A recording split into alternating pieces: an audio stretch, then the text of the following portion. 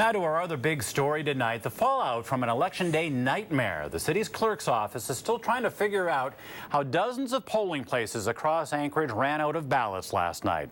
The frenzy sent voters scrambling across town to find places where they could vote, and some voters couldn't make it before the polls closed. Channel 2's Jason Lamb has been on top of the story since it broke. Jason, just how many people did this affect? Well, Steve, the clerk's office doesn't have any firm numbers yet, but judging by the calls we got in our newsroom, the number could easily be in the hundreds, perhaps more. And for some who were lucky enough to find a place with ballots, they weren't the official kind. They were marked sample. This is what the 10 reasons that you give somebody a question ballot that I had them Spend a few minutes with Connie Sumida. Voting is the basis of our country. That's all you'll need to find out her stance on Tuesday's election. That's probably because I'm an opinionated person and I do not like to see things go wrong. Did y'all get the word? What's that? We have run out of ballots. Oh. She says a lot of things went wrong that night. Fourth place I've been to and there's no ballots. So how many places you been to? 4. Voters scrambled all over town to find a polling place with ballots. I can't believe the turnout is that great that they'd run out. Because several locations just ran out. One woman, this was the 3rd place she had come. So what are they telling you now? That I can't vote. We don't have no materials for you to vote. I just want to make sure that I can vote. I don't know what to tell you.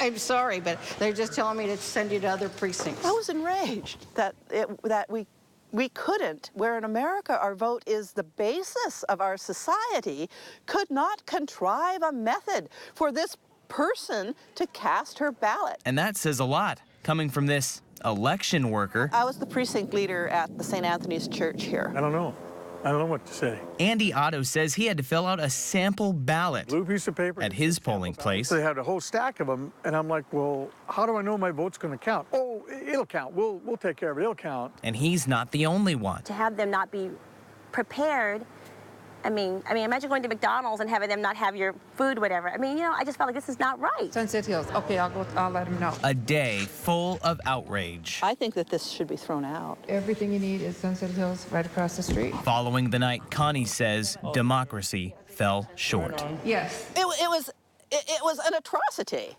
Maybe that's a little excessive, but in America, where we do vote, it was an atrocity. Okay, the polls are now closed at this precinct. Thank you. The city clerk, Barbara Grunstein, says if you were registered to vote at least 30 days before the election, like the law requires, your vote will count, even if it was on a sample ballot or questioned ballot. City law says the clerk is supposed to print out enough ballots to accommodate up to a 70% voter turnout. Jim Minery with the No on 5 campaign against the Equal Rights Initiative says he still wants to know if all those ballots were at the polling places Tuesday. Grunstein told us last night that an email sent from the No on 5 campaign said people could register to vote Tuesday and have their vote count. The clerk says that's not correct and likely contributed to at least 121 people registering to vote yesterday. It's not possible. I passed on the information that was not what people were to do, so we think a lot of ballots have been eaten up by people who may not be registered voters.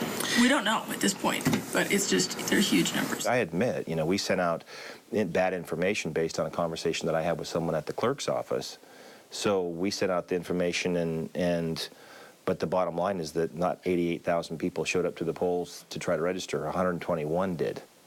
So again, I think it's, it's probably there's a need to find out why exactly those ballots didn't make it to the polls. Grunstein says the city attorney's office is looking into the possibility that voters were disenfranchised, unable to vote because of last night's ballot shortage. But Steve, still a lot of questions about how all this could have happened. A lot of questions, Jason. Thanks. Channel 2's Jason Lamb in the newsroom tonight.